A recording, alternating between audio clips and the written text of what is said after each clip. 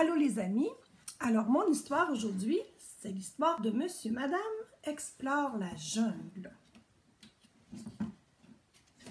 Monsieur Nigaud se promenait dans la forêt avec ses amis. Malheureusement, plus il avançait dans les bois, plus il se perdait. Bientôt, ils arrivèrent devant un carrefour et Monsieur Nigaud fut incapable de se souvenir quel chemin il devait prendre. Devait-il prendre le chemin de gauche ou bien celui de droite? Mais celui de droite n'était sans doute pas le bon. Alors M. Nigaud décida qu'il devait prendre le chemin de gauche. Avec ses amis, il marcha longtemps. Mais plus il marchait, plus la forêt devenait sombre et épaisse. « Moi, je pense que nous ne sommes plus dans la forêt, » déclara Madame Sage. « En fait, je crois que nous sommes dans la jungle. » Alors Madame Sage, elle croit qu'ils sont dans la jungle. A-t-elle raison? « Qu'est-ce qui vous fait penser ça? » demanda M. Nigaud. Ben, il y a un gorille là-bas, s'écria M. Peureux, tremblant de peur. Et il y a un éléphant, ajouta Madame Bonheur. Oh, oh, Madame Bonheur, elle a vu un éléphant.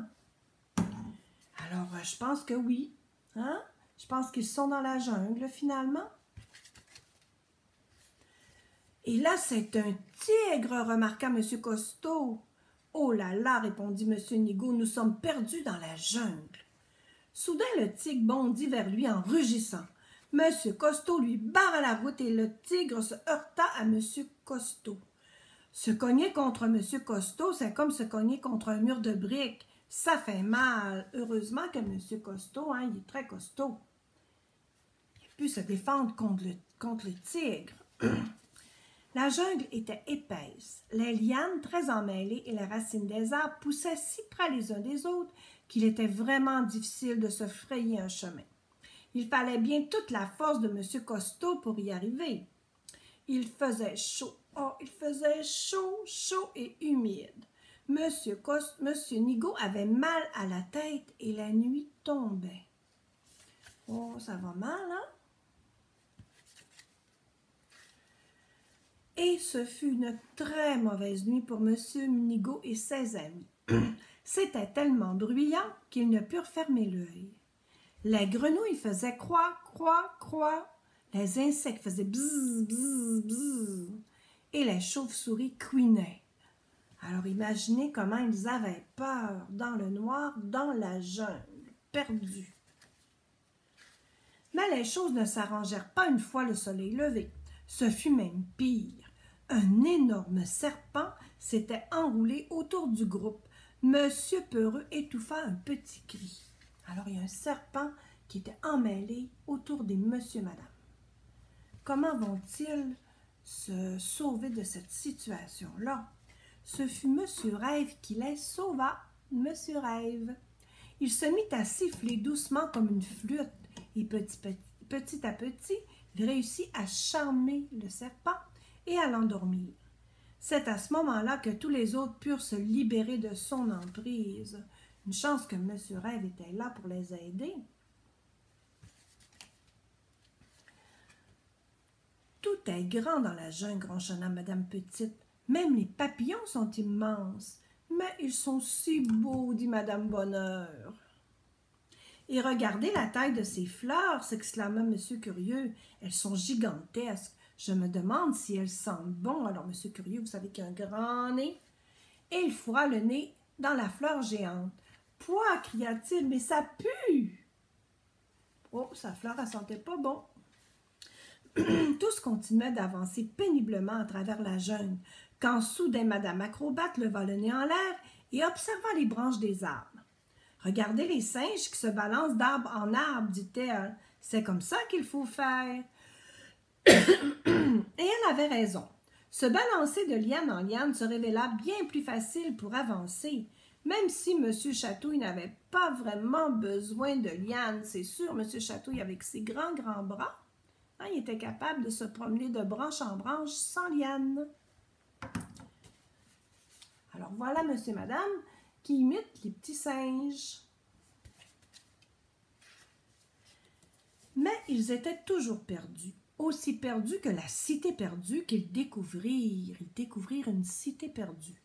La cité était pleine d'escaliers, de ruines, de grottes sombres et d'étranges statues. « Au secours !» s'écria M. Peureux avant de s'évanouir. Ils ont découvert une cité perdue. Toute qu'une aventure!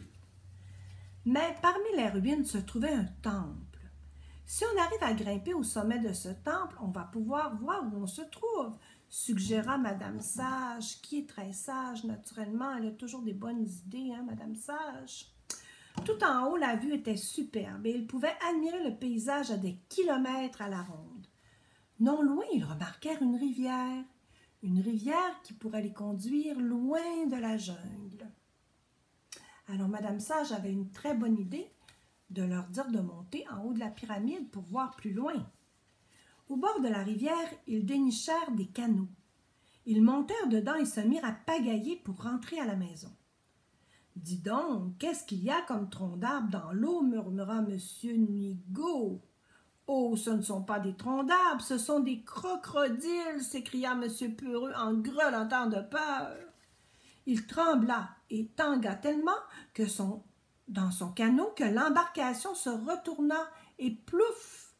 Au secours, hurla-t-il tandis qu'un gros crocodile se dirigeait vers lui, la bouche grande ouverte montrant ses énormes dents aiguisées. Oh là là, c'est vraiment épeurant. Heureusement, M. Peureux partageait sa barque avec M. Bruy. M. Bruy ouvrit sa bouche aussi grande que celle du crocodile et poussa un cri aussi assourdissant qu'un train dans un tunnel, que le décollage d'un Boeing 747, qu'un marteau-piqueur dans une cabine téléphonique. Alors imaginez que le crocodile a eu peur.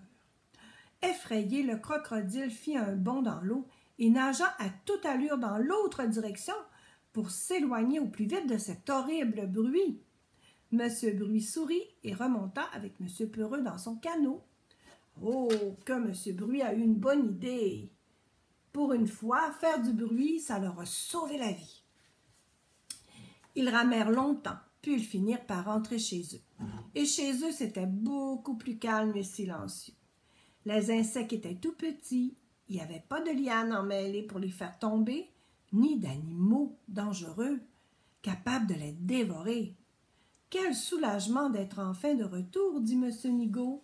C'est sûr que tout le monde est content d'être de retour à la maison. Et quelque part, très loin de là, dans la jungle épaisse, tous les animaux sauvages poussèrent eux aussi un grand soupir de soulagement. Ouf, ils sont tous partis, les monsieur et madame. Les animaux vont pouvoir vivre en paix.